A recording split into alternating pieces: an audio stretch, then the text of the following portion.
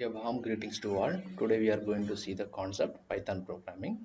From this Python programming course, we are going to see a concept set to be incremental development. Okay, so incremental development means developing something step by step or developing something in step by step process. Okay, so usually in programming languages, we will be writing a large program. Okay, so it will be all of a sudden we'll be writing the large program and then only we will be going for debugging it. Okay, right. So in this incremental development process means we have to start the program from the scratch. Okay, so first we have to write the structure, and to the structure we have to implement the concept step by step or line by line or by process. Okay, so if you are going in that manner, what will be happening is we will be getting a clear idea.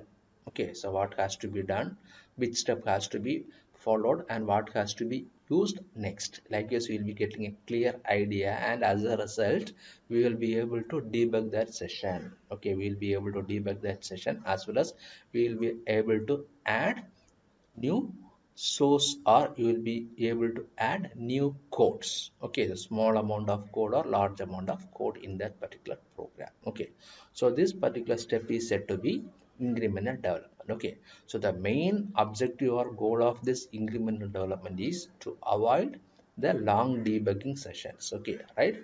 So by adding large amount of code at once and by avoiding that debugging that large amount of codes at a time. Okay, so instead of that, we can add small amount of code, we can test it and we can run it, and if you are not getting the desired result or the expecting result, what we can do, we can debug in that small amount of code. Okay, right, by adding small amount of code at a time and then by debugging, we will be able to get a clear idea, and we will be able to know, or we will be able to go through the process which is carried out in that particular program. Okay, so that is the concept behind this incremental development. Okay, so here we are going to see an example program to find out distance between 2 points. Okay, so here we have given with four coordinates x1, y1 and x2 and y2. Okay, so here we are going to follow the Pythagoras theorem, right? So the equation for this Pythagoras theorem is distance equal to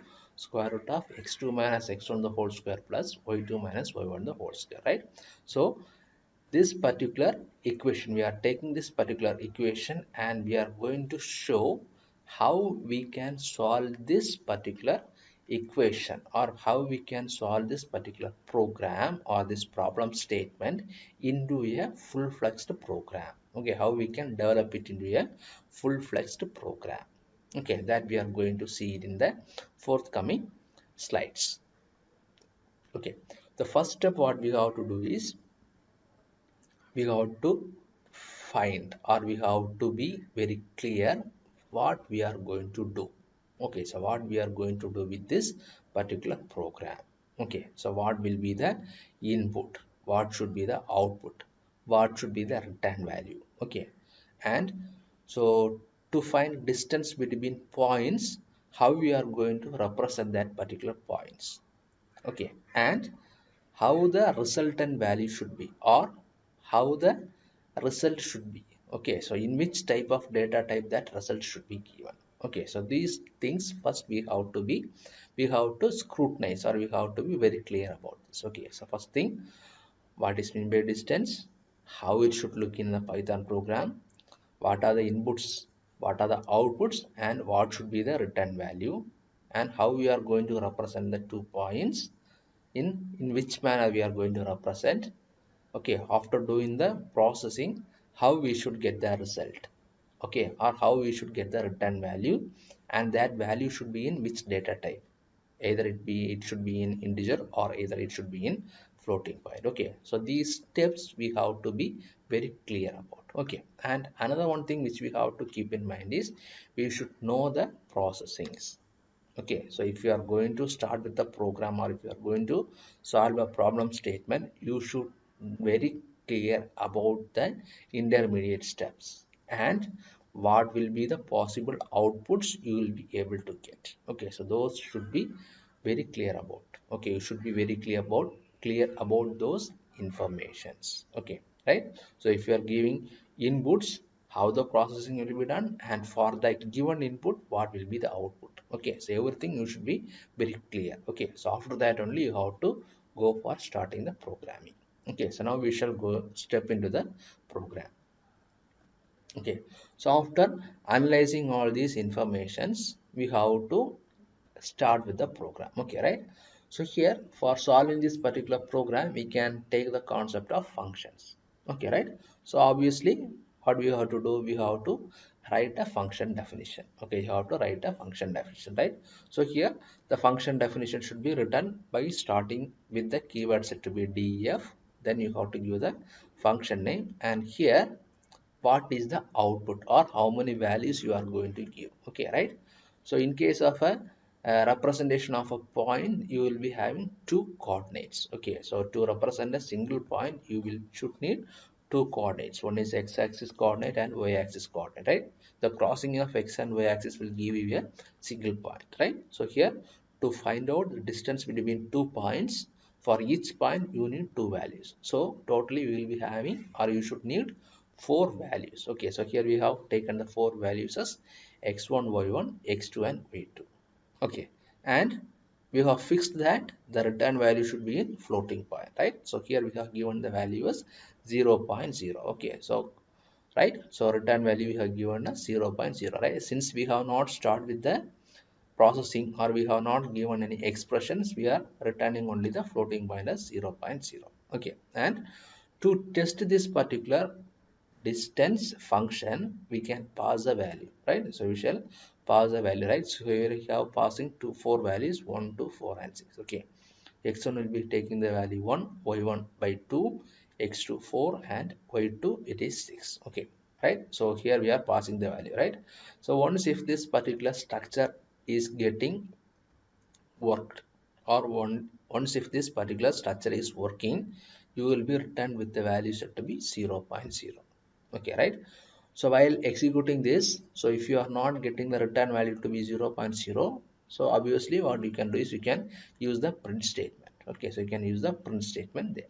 Okay, so to get the values or to display the value, right? So here we have given a structure, right? So we are going to start the programming by using the distance, and then we have used the function called, we have passed the value. Once the value reaches the function definition, you will be given with the return value. Okay, so if it is, if the value is passed to the function correctly, then you will be given with the return value.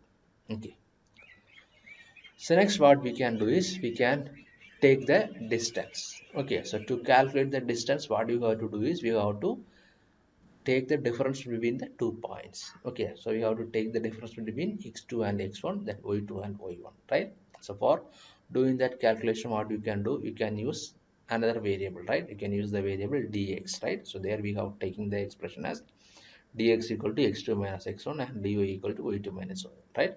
So as a result of these two expression, what will be the output? Okay, so we will be having curiosity to know what is the output, right? So for that what we can do is we can use the print statement. Okay, so you can use the print statement to know what is the intermediate result, or what is the result of dx and dy. Okay, so that we have written here. Okay, right? So if the function is working properly, you will be given with the result of dx and dy. Okay, right? So if this function is working properly, the result will be dx will be given by 3 and the result of dy will be 4. Okay, you'll be getting it properly. Okay, so here the print statements are the intermediate statements. Okay, so we don't want this in the programming, the final output we don't want to print this, but to know the intermediate result we are using this. Okay, so to know the process, whether the expression is working correctly or whether the program is working correctly, to know that we are using this print statement. Okay, so next what we can do is we can do the sum of squares. Okay, the program, the formula is distance equal to x2 minus x1 the whole square plus y2 minus y1 the whole square.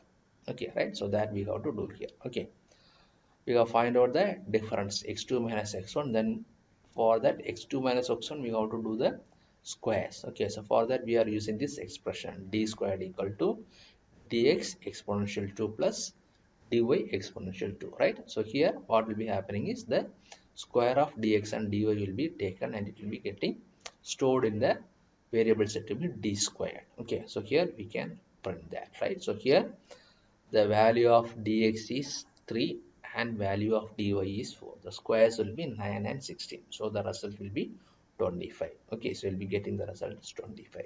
Okay, so after that, uh, if you see the formula, it is the whole square root. Okay, so to do the square root, we have to use the math function, or we have to use the math module, and from the math module we have to use the square root function. So we are using the square root function here. Okay, right? So thus the program can be fulfilled, or the full program can be returned here. Okay, so here on execution, if you are not given with the result, if the function definition is not returning the final result to you, you can just, instead of this result, return result, you can use print statement here. Okay, so print of result, so that print of result will give you the result to you. Okay, right? So this is the process how you have to work with the incremental development process. Okay, right? So here one thing which you have to keep in mind is, so in between the codings, to know the intermediate result, or to find out the whether the programming is written correctly or not, we can use intermediate print statements to know the intermediate result. Okay, right? So those type of process can be said as scaffolding. Okay, scaffolding, right? Scaffolding or scaffolding, right? Because in the final part of the program, or as the final product, we will not be using those intermediate result or the intermediate print statements. Okay, so to our knowledge, or to test whether the program is going in the correct order, we will be using those things. Okay, right? So if you are using that scaffolding in the program to deliver the final result, what you can do is you can block that scaffolding sprint statements. Okay, right? So that is one of the main thing which we will be using in this incremental development. Okay, right? So here the key aspect of this processing is, you have to start working with the program, then you can make the small incremental changes at the points where you need. Okay, and to know the, or to check the processing of that particular program correctly, what you can do is you can use some variables in the increments, or you can use the variables in between to display the intermediate result. Okay, and once you are confident that your program is working well and the final result is given uh, as mentioned in the problem statement, what you can do is you can remove the intermediate result, or you can remove the intermediate values which you have used for doing the process. And also you have another one more process, that if you are using many jargons like codings in between, and if you are very strong in the programming, what you can do is you can consolidate that multiple statements into a single expression. Okay, so that is one of the aspect of this incremental development. Okay, so in short, incremental development means developing a program from the scratch and then writing the intermediate result to check whether the process is going in a expected way. And once you get the final result as mentioned or as expected, you can remove those intermediate result. Okay, that is the process behind this incremental development process. Thank you.